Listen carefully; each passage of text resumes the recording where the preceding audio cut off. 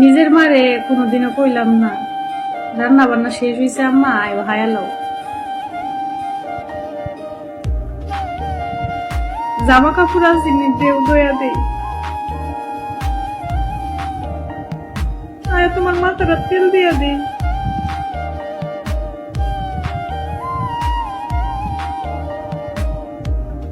এরপরও মার কোনো অভিযোগ ছিল না, কিন্তু পরের মারে এতগুলো এত কিছু কই দাও কোনো নাম নাই, কোনো নাম নাই।